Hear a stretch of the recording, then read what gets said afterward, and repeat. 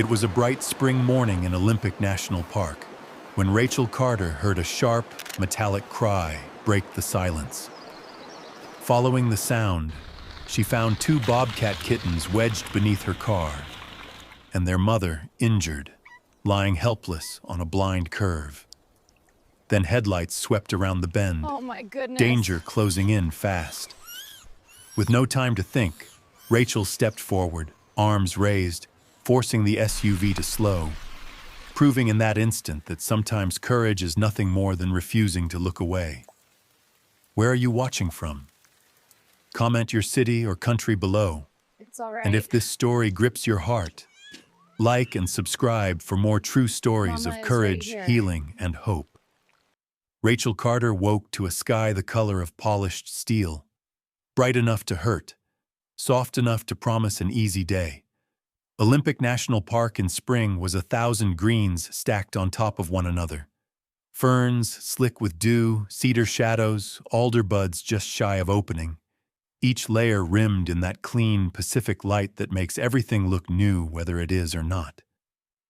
She told herself she was here for the eagles, for the white-tailed deer cutting quiet trails through sword ferns, for a series she'd pitched months ago about renewal. But truth lapped at her heels like cold creek water. She had come because mornings were the only time her chest didn't feel like a fist. 29. Wildlife photographer. Patient hands. Good with silence. Resilient, people said, as if the word were a medal. She'd been that before the crash, before her older brother Matt fell asleep at the wheel a winter ago and didn't wake up. Since then, resilience had felt like a trick jacket, the kind you slip into because there's an audience, not because it fits. She parked at a pullout veined with maple roots and killed the engine. The stillness rose up to meet her, thick with damp earth and the faint iodine scent of the sea. Out beyond the trees, the river moved in a gray ribbon. Rachel lifted her camera case from the passenger seat and set it down, careful like always. A wind came through, setting last year's leaves sighing. Somewhere above the canopy, an eagle threw a hard line of sound across the creek, sharp, unmistakable. She breathed with it, the way Matt taught her on the road trips that stitched their childhood together. In on the cry, out on the echo. All right, she whispered, though there was nobody to hear it. Let's find something honest. Honest meant the first light. She slid her telephoto onto the body, checked the sensor with a practiced glance, then moved along the verge where puddles kept the sky's memory. A deer's tracks, neat as cursive, crossed the mud and vanished into Salal. She framed the empty trail anyway, because sometimes the best photograph was the suggestion of what had just passed. A bald eagle lifted off a snag and shouldered its way into the blue.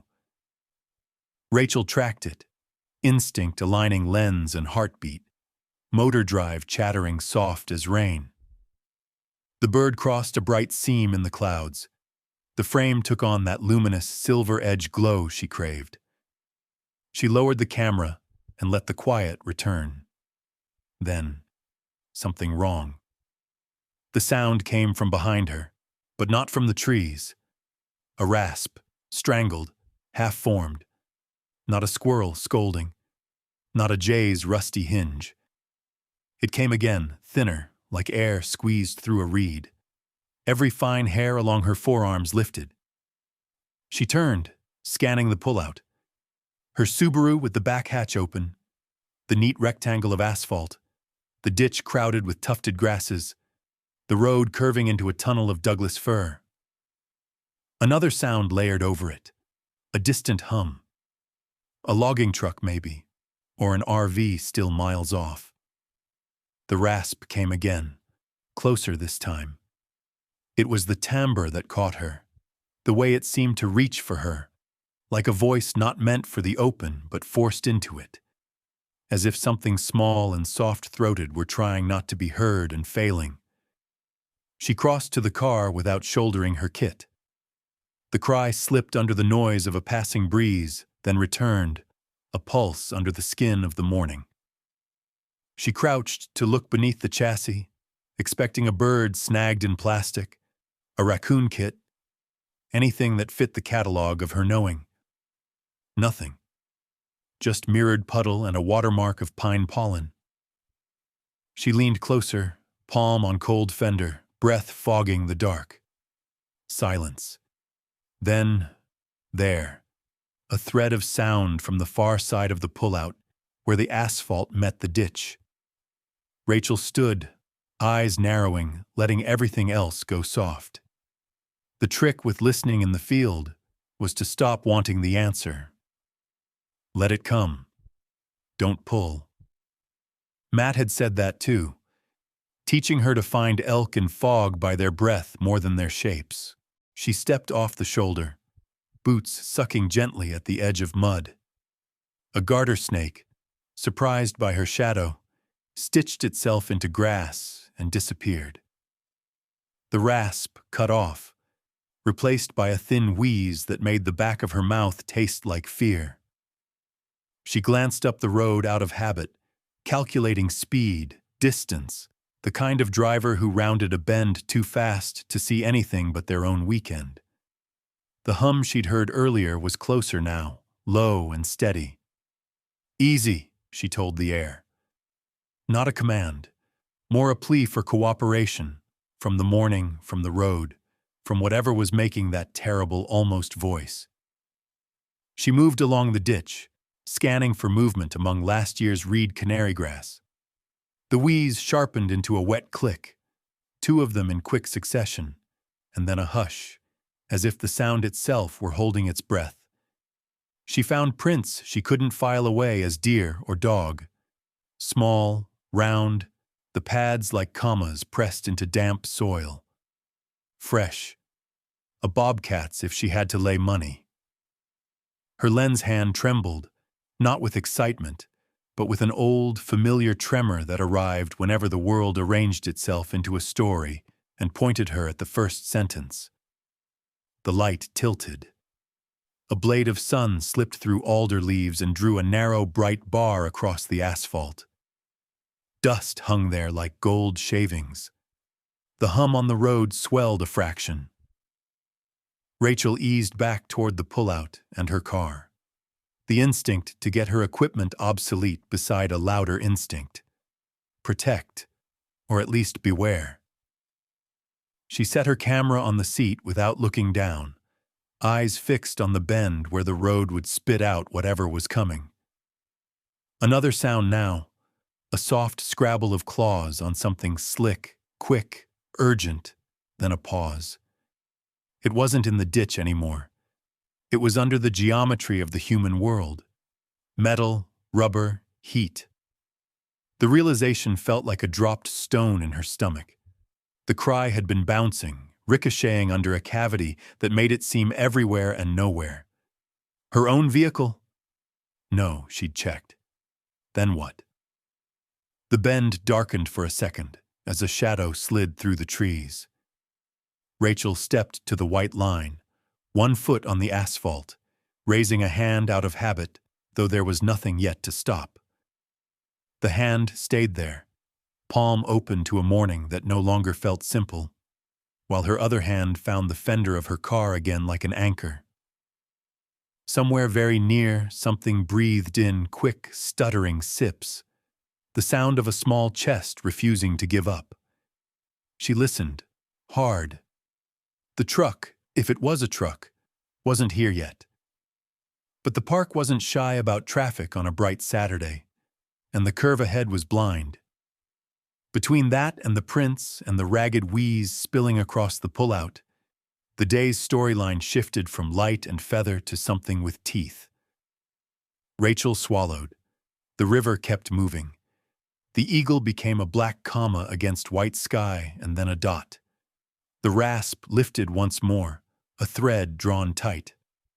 Whatever this was, it was calling for help, even if it didn't know it. And whether she felt ready or not, the morning had just chosen her. Rachel's pulse drummed so hard it seemed to shake the quiet air. She edged around the front of her Subaru, every step measured, her boots sinking into damp soil. The cry came again, closer now, thinner, like a whisper frayed by panic. She dropped into a crouch, one hand steadying herself against the bumper, and peered beneath the left tire. At first the shadows tricked her eyes, just tattered grass, a smear of mud, and the dark hollow beneath the chassis. But then movement, two pairs of eyes glinting, small bodies pressed together, fur mottled with pale spots. Bobcat kittens.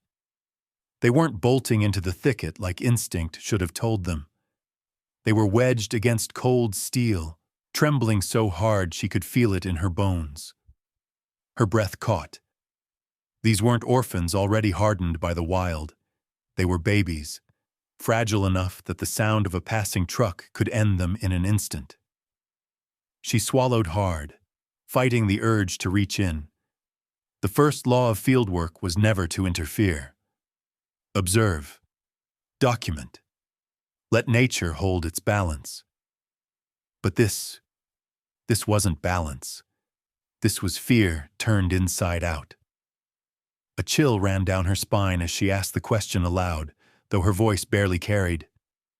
Why would you choose the most dangerous place to hide? The kittens didn't move. One blinked slowly, its whiskers twitching. The other tucked its head under its sibling's neck, as if to vanish entirely. Their tiny chests rose and fell in quick, ragged bursts. Rachel's camera strap still crossed her shoulder, the lens knocking against her ribs with each heartbeat, but lifting it felt obscene. What frame could hold this moment without betraying it? The wind shifted, brushing alder branches together like bones. Rachel scanned the roadside, the ditch, the stand of salal, the raw scent of crushed foliage. Something else was here. She listened again, holding her breath. And there, beneath the surface quiet, she caught another note. A faint, pained rasp carried from farther down the asphalt. She straightened slowly, eyes narrowing toward the bend. The kittens pressed harder into the dark, as if they too knew what waited beyond. A prickle climbed the back of her neck. She remembered the prints in the mud, the round pads stamped fresh into the earth. The mother. Rachel pressed a hand to the hood of her car, grounding herself. For months she had drifted through life with the numbness of someone who survived a crash, but lost everything that mattered. Now, in this pullout, in this sliver of morning, the numbness cracked. Her heart was alive, pounding, demanding. She bent once more, whispering as if to promise them both. Stay here, just for a minute. I'll find her. But the promise felt fragile because she knew roads weren't kind to hesitation. The hum of engines could rise at any time. Tires could crush steel, fur, and bone without pause. These kittens didn't know that. She did, and the knowledge weighed on her shoulders heavier than the camera she carried. She took a single step toward the sound, then another, her eyes scanning the curve. The cry in her memory mixed with Matt's voice, teasing her from years ago during one of their long drives. You always look for the story hiding under the obvious. That's your gift. Rachel clenched her jaw.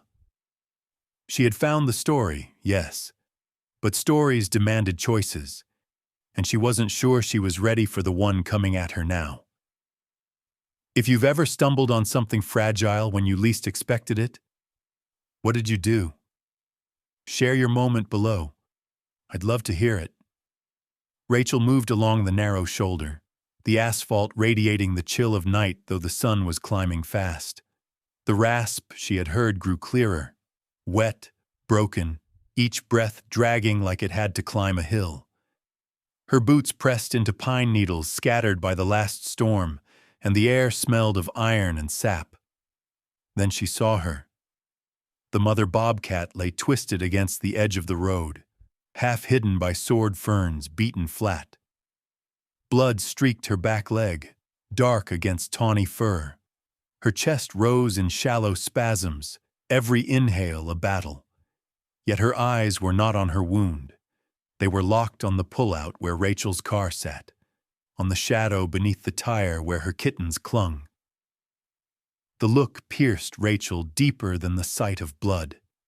There was no panic in the mother's gaze, only a relentless tether stretched toward her young. The bobcat's ears flicked weakly, her tail giving a faint twitch. She tried to lift her head, failed, and instead let out a low, guttural sound. Not warning, not surrender, something closer to a plea. Rachel froze at the line where asphalt met moss, her breath held in her throat. She had spent years chasing wildlife for the sake of framing their strength, their elegance, the moments that made them untouchable. But here was no elegance. Here was raw survival, stripped of majesty, brutal in its truth. Her instinct warred with itself. One voice, the photographer's discipline, told her this was not her place. Nature lived and died on its own terms. Another voice, the sister, the daughter, the woman who had known sudden loss, rose louder. She saw Matt's wreckage in the twisted body before her. She felt again that helpless shock, the unbearable silence after sirens fade. Rachel's hands trembled. She gripped her camera as if it might steady her. Through the lens, she could have taken the shot. The injured predator, fierce even in weakness, the image powerful enough to speak of fragility and fate. But her finger hovered useless above the shutter. The frame would be art, and the moment would vanish. Her father's words returned, rough and steady from years ago when she was still learning the craft. A beautiful photo means nothing if you've lost your humanity. She let the camera strap slide from her shoulder. The thud as it hit her hip jolted her. For the first time in months, her grief-shut heart cracked wider, and it hurt in a way that demanded action. Rachel crouched low, keeping her movements slow so the bobcat wouldn't waste precious strength in panic. "I see you," she whispered under her breath. It wasn't meant for comfort. It was a recognition, an admission that this animal's fight was now tied to her own.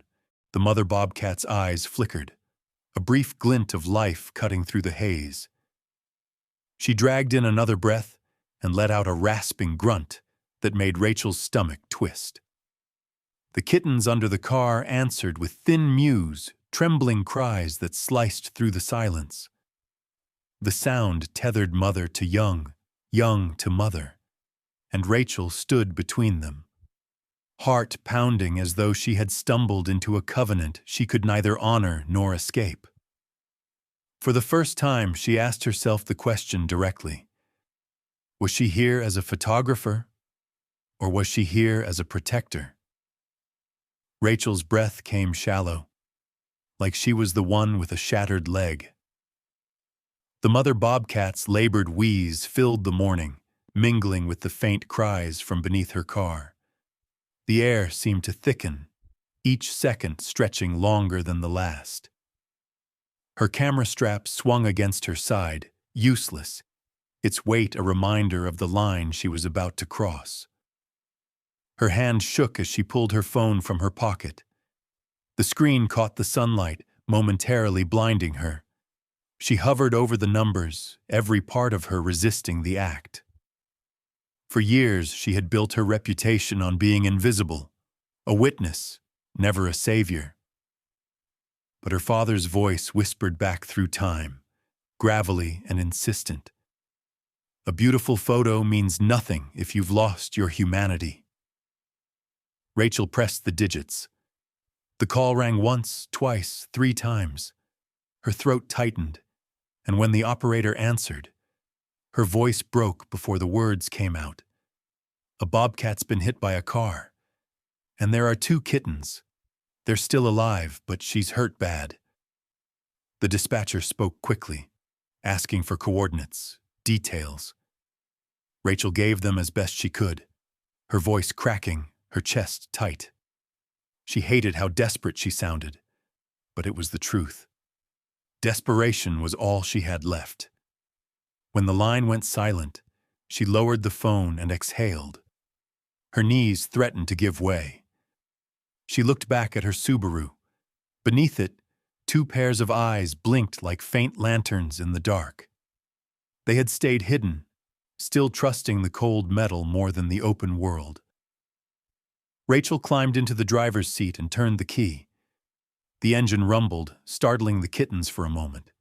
She eased the car forward just enough to cast a wide shadow over them, shielding their fragile bodies from the sun and maybe from sight. Stepping out again, she moved carefully to the roadside where the mother lay. She crouched, not close enough to threaten, but near enough that her presence might steady the space between mother and young. The bobcat's flank rose and fell in shallow waves. Her golden eyes, dulled but unbroken, flicked once more toward the pullout. Rachel's lips moved, words barely audible, spoken more to herself than the animal. "You're going to be okay. I won't let them take you without a fight." The promise rang strange in her ears, half vow, half prayer. She pressed her palms against her thighs to stop their trembling. Above, the sky had softened to a warmer blue, but the weight pressing down on Rachel was cold, relentless. She stood there, a solitary figure between forest and road, between wild instinct and human responsibility. And for the first time since her brother's death, she felt the sharp sting of choice. Not the passive ache of grief, but the active, consuming fire of deciding who she was going to be. The silence didn't last. A low rumble swelled from beyond the bend, heavy and uneven, the unmistakable growl of an engine climbing toward them. Rachel's stomach dropped. She looked at the mother bobcat sprawled half in the lane, at the 2 kittens trembling under the Subaru's shadow. There was no time. The sound grew sharper, tires hissing over asphalt. A tourist SUV burst around the curve, sun flaring off its windshield, barreling too fast for this narrow road. Rachel's heart seized. The vehicle's path cut straight toward the bobcat, who could not move. Without thinking, Rachel sprinted forward. Gravel scattered beneath her boots. She threw herself into the lane, arms flailing above her head. Her throat burned as she screamed, though the roar of the engine nearly swallowed her voice. The driver jerked the wheel, brakes screeching in protest. The SUV skidded, tires chewing the pavement before grinding to a halt just yards away. Rachel's arms ached from waving, but she didn't drop them until the engine cut. Her pulse hammered in her temples, breath ragged. She stood between the bobcat and the steel beast, her legs trembling but locked in place. The driver's window rolled down. A man leaned out, his face red with fury. "Are you out of your mind? You could have been killed!" Rachel's chest heaved, her hands still half raised. "So could she," she snapped, jerking her chin toward the bloodied cat. The man followed her gaze, then shook his head with a bitter laugh. "This is nature. Don't interfere. You can't save everything out here." Rachel felt heat surge through her, anger and grief twisting together. She took a step closer, eyes burning into his. If humans caused the wound, we have a responsibility to fix it. The man's expression faltered, irritation curdling into something more uncertain. He muttered under his breath, rolled the window up, and shifted the SUV into reverse. The vehicle groaned back a few feet, then angled around the pullout, tires spitting grit as it sped away. Rachel stood rooted in the lane, her chest still heaving, the echo of her own words ringing louder than the retreating engine. She turned back toward the bobcat. The animal hadn't moved, but her gaze remained fixed, steady, unblinking, on the shadow beneath the car where her kittens hid. Rachel stepped aside, still guarding the space with her body. She pressed the back of her wrist to her forehead, wiping away the sweat that had risen cold despite the sun. The air smelled of burnt rubber and pine needles, and the world seemed to hum with the aftershock of what had almost happened. She crouched again near the mother, her voice low, not daring to waver now. "You're safe. For now. I've got you." The bobcat blinked once, slow and heavy, as if to acknowledge the truth Rachel wasn't sure she believed herself. The road stretched silent again, but Rachel knew it was only borrowed time. Somewhere behind her, the faint cry of a kitten slipped into the stillness, a reminder of how fragile that time truly was. The hush that followed the SUV's departure seemed almost unnatural, like the forest itself was holding its breath. Rachel kept her eyes on the mother bobcat, but the sound that broke through the silence wasn't from her. It was a soft, desperate mew. From beneath the Subaru's shadow, one of the kittens crept forward. Its tiny paws hesitated on the asphalt, claws scraping lightly, its spotted body trembling. The second kitten stayed hidden, but the first pressed onward, nose lifting toward the faint scent of blood and its mother's rasping breaths. Rachel's throat tightened. Every instinct screamed to scoop the little creature into her arms, to ferry it to safety, but she forced herself still. Instead, she crouched low and slid into the driver's seat again. With careful precision, she turned the wheel and eased the car forward just a few feet, shifting its position so the line between mother and young lay unbroken, clear of shadow and danger. The kitten mewed again, higher this time, and stumbled toward its mother. Rachel's chest ached watching it, a fragile speck of life, wobbling across a road that had already claimed too much. When the kitten reached the edge of the ferns and pressed its tiny head against the injured bobcat's fur, Rachel felt something in her break. The mother bobcat stirred weakly, emitting a low grunt, and tilted her head just enough to brush her muzzle over her young. The kitten curled into her side, trembling less now, as if that single touch stitched it back together. Rachel's vision blurred. She pressed her sleeve to her eyes, but the memories rushed in regardless. She saw Matt's hands on the steering wheel, the way he used to drum the beat of their favorite songs on the dashboard during long drives through national parks. She remembered the accident call, the words "didn't survive," echoing like shattered glass in her chest. A car had taken her brother, and now another car had almost ended this family. She sank to the pavement, knees touching cold grit. The pain in her chest was no longer just grief. It was recognition. The fight for survival, the will to cling to family, the way a bond could outlast the body. She had lived with loss so raw she thought nothing could touch her again. Yet here it was, a mirror held up by the wild, reminding her she was still breakable, still alive. The second kitten finally crawled from under the Subaru, slower, mewling faintly. It paused in the strip of sunlight, glancing in her direction with eyes too big for its face. Then it tottered toward the mother as well, dragging itself into the fragile pile of fur and breath. Rachel clasped her hands together, pressing them against her lips, as though the gesture could hold back the sob building in her chest.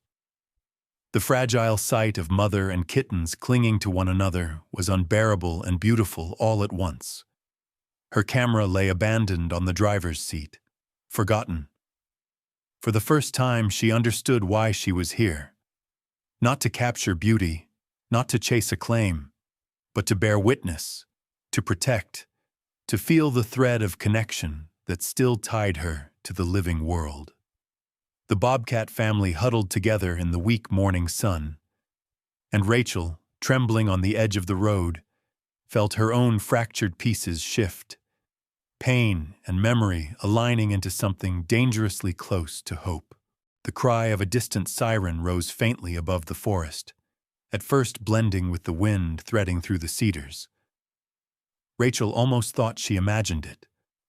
But then it grew louder, steadier, a human sound breaking through the wilderness. Relief washed through her so abruptly, she nearly collapsed onto the asphalt. She stood, waving an arm high above her head, as the white rescue truck appeared from around the bend. Red and blue lights pulsed against the walls of trees, throwing shadows across the ferns where the bobcat lay. The vehicle slowed, tires crunching gravel, before rolling to a stop a few yards away. The driver's door opened, and a man in a worn field jacket stepped down. He was in his 40s, with graying stubble and a calmness about him that seemed carved from years of witnessing the wild at its worst. His name patch read Miller, but the way he scanned the scene told Rachel he needed no introductions. "Who called it in?" His voice was steady, clipped. Rachel raised her hand, then gestured toward the injured cat. "She's hurt bad, and 2 kittens." Her voice cracked at the last word. David Miller crouched low, careful, his movements deliberate. He studied the mother first, eyes narrowing at the blood matting her leg, then glanced at the trembling bundle of fur pressed against her side. He gave a sharp nod to the paramedic stepping out from the passenger seat. "We'll sedate her. Keep the kittens close." Rachel hovered at the edge of the ferns, unable to step back yet unwilling to interfere. She watched as David produced a small dart gun, whispered something to his partner, then fired. The dart landed neatly in the bobcat's flank. The animal flinched, a guttural growl rattling from her chest, but her body soon slackened, the fight giving way to stillness. The kittens cried at the sudden change, tiny voices rising into the morning air. Rachel instinctively knelt and whispered softly, her tone as low and calm as she could manage. "It's okay. She's still here." The rescue team moved quickly. A stretcher was unfolded with a metallic snap, and David and his partner lifted the mother with practiced care, laying her onto the canvas. He guided Rachel to hold the edge, and she did, her hands trembling as she felt the faint weight of the wild pressed into her palms. The kittens were scooped gently into a carrier lined with towels, their cries muffled as the lid clicked shut. Rachel leaned closer before they were loaded, her eyes meeting their wide, fearful gaze for a brief second. She whispered again, though she knew they couldn't understand, "Stay strong." David straightened, wiping sweat from his brow. His eyes found Rachel's, and for a moment his professional mask slipped. "You kept them alive until we got here. Not many people could have done that." Rachel felt the words sink into her chest, heavier than she expected. She nodded, unable to answer, her throat too tight. The stretcher slid into the back of the truck, the carrier secured beside it. When the doors shut, the siren started again, low at first, then rising. The sound cut through the morning, urgent but steady, pulling the fragile family toward the chance of survival. Rachel stood on the roadside as the truck pulled away, the echo of its siren fading into the distance. The forest swallowed the noise, but not the weight of what had just passed. For the first time in months, she felt the hollow space inside her stir, not just with grief, but with a quiet, fragile sense of purpose. The wildlife center smelled of antiseptic and pine shavings, a strange mixture of clinic and forest. Rachel stood just inside the observation room, her palms pressed against the glass as she watched the veterinary team work. The mother bobcat lay on a padded table, her body covered with a thin sheet, one leg wrapped in gauze already stained pink. Bright surgical lights gleamed above her, catching the edge of her whiskers as her chest rose and fell under anesthesia. The kittens were in a small enclosure nearby, a heat lamp glowing amber above their spotted coats. One of them kneaded clumsily against a towel, tiny claws snagging the fabric, while the other suckled greedily from a syringe of milk replacement, held by a young tech. Their voices were softer now, mews reduced to faint hiccups, but every sound still tugged at Rachel's chest. David Miller appeared at her side, his jacket gone, a clipboard tucked under his arm. "Broken femur," he said quietly, eyes fixed on the surgery. "We've set the bone with pins. She'll need weeks before she can bear weight again. But she's strong." He glanced at the enclosure, a brief flicker of warmth in his tired face. "And those two, hungry as anything." "That's a good sign," Rachel nodded, her throat too tight to form words. She fished a notebook from her bag and began to jot, her handwriting cramped but urgent. Each detail mattered. The sound of the kittens mewing, the smell of the room, the steady beep of the monitor above the mother. It wasn't for publication, not yet. It was for memory, for truth, for something deeper than the glossy surface of a photograph. Days blurred into weeks. Rachel returned often, sometimes daily, camera slung over her shoulder but rarely lifted. She sat for hours near the enclosure, scribbling notes, sketching quick outlines of the kittens as they grew steadier on their paws. She watched the mother regain strength, first flickers of her ears, then the twitch of her tail. Finally, the fierce gleam returning to her eyes as sedation gave way to alertness. The staff began to nod at Rachel as though she belonged there, another fixture of the recovery wing. She helped where she could, refilling water bowls, holding syringes, steadying a restless paw. Each small act felt like repayment for the helplessness she had carried since her brother's death. Here, she wasn't paralyzed. Here, her presence mattered. One evening, as the last light faded outside the center's high windows, Rachel sat with her notebook open, listening to the kittens tussle softly in their pen. Her hand hovered over the page before she wrote the words that had taken root inside her. This isn't about beauty anymore. It's about survival, about loss, about what still clings to life even when the road tries to take it away. She closed the notebook and looked through the glass at the mother bobcat, now awake, her eyes fixed protectively on the tiny shapes tumbling beside her.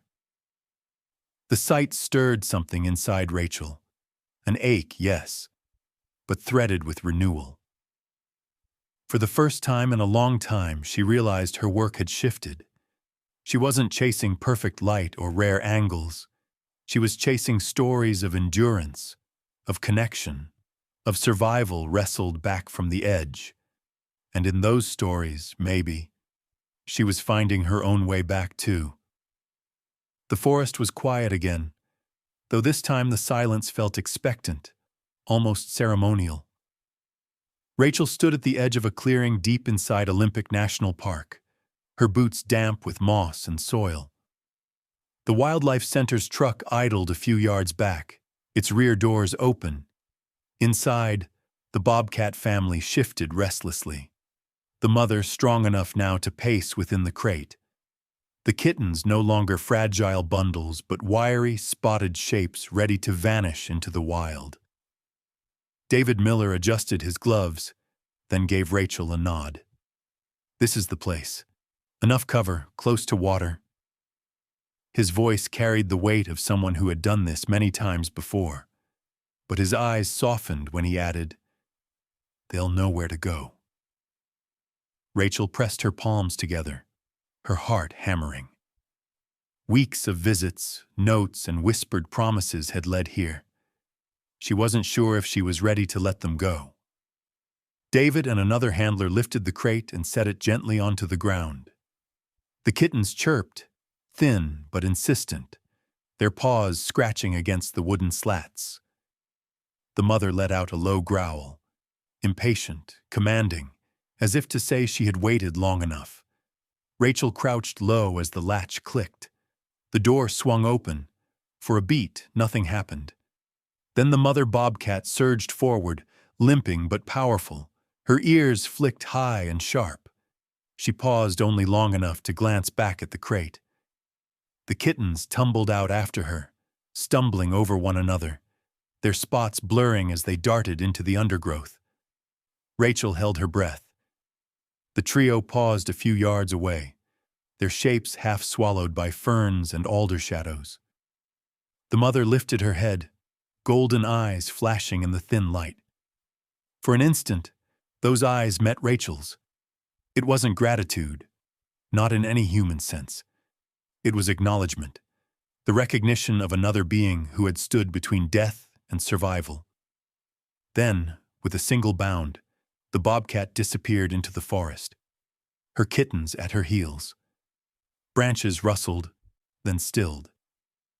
The clearing returned to quiet. Rachel rose slowly, her chest aching with a strange mix of relief and grief. The space the bobcats had left behind felt raw, like a wound just beginning to heal. She closed her eyes and thought of Matt, the laughter in his voice when he used to drive her through parks like this, the way he'd point out every hawk or deer as if it were the first he had ever seen. The car crash had stolen that presence, but watching this family vanish into the wild stirred something deep, as if a circle had been drawn closed. She exhaled a shaky breath, blinking hard. The forest had taken her brother, but it had also offered this moment of return. Life torn, life mended, never the same, yet still moving forward. Behind her, David shut the empty crate. "They'll be all right now," he said simply. Rachel nodded, unable to speak. She turned back toward the trees, where the last ripple of movement had already dissolved into green. For the first time in months, she felt a sliver of peace, as if the road that had broken her had finally given back something whole. Weeks later, Rachel stood in a quiet gallery space in downtown Seattle. White walls glowed under soft lights, each lined with her newest series of photographs. The collection bore a single title etched in black letters at the entrance: Shadows Under the Tire. Visitors moved slowly from frame to frame, their footsteps hushed. Some leaned in close to study the details. A kitten's whiskers flecked with milk, the bandaged paw of the mother, the fragile heap of spotted fur pressed against each other under the shadow of her Subaru. Others lingered longer before the final images, 3 blurred shapes vanishing into the forest, swallowed by green light. Rachel stood a little apart, notebook in hand. She wasn't jotting notes this time. She was simply watching, listening to the way people breathed differently before certain images, the way they whispered to one another. One woman touched her husband's sleeve and murmured, "You can see the fear in their eyes, but also trust." A college student leaned closer to the title card and said softly, "Traffic kills so many animals. We don't think about it until something forces us to look." Rachel let the words wash over her. She remembered the moment her finger had hovered uselessly above the camera shutter by the roadside, how she had lowered the lens, choosing to act rather than to frame. Now those actions had become images anyway, not of posed beauty, but of survival, of the fragile line between destruction and renewal. When a local journalist approached her for a quote, Rachel hesitated before answering. Her gaze lingered on the photo of the two kittens pressed together beneath her Subaru. She could almost hear their mews again, trembling yet insistent. "We cannot hold nature forever in a frame," she said finally. Her voice was low but carried across the space. "But we can choose how we live with it. Every driver, every hiker, every one of us leaves an impact. The question is whether it leads to silence or survival." The journalist scribbled quickly, but Rachel had already turned away, her eyes drawn back to the photographs. She didn't need to explain further. The story was there, captured in shadows and light, in wounds and recovery. As the evening closed, the gallery lights dimmed. Visitors filed out, carrying the weight of the images with them. Rachel lingered alone for a moment, her fingers grazing the edge of one frame. It showed the mother bobcat's eyes, fierce, weary, unbroken. She closed her notebook, slipped it into her bag, and walked toward the door. Outside, the city hummed with traffic, tires rolling endlessly across asphalt. But Rachel no longer heard only threat in the sound. She heard a reminder, a call to awareness, to responsibility. And deep inside, she carried something else too. The knowledge that in a world fractured by grief and chance, there were still moments where life reached across the divide. Moments where she could choose to answer,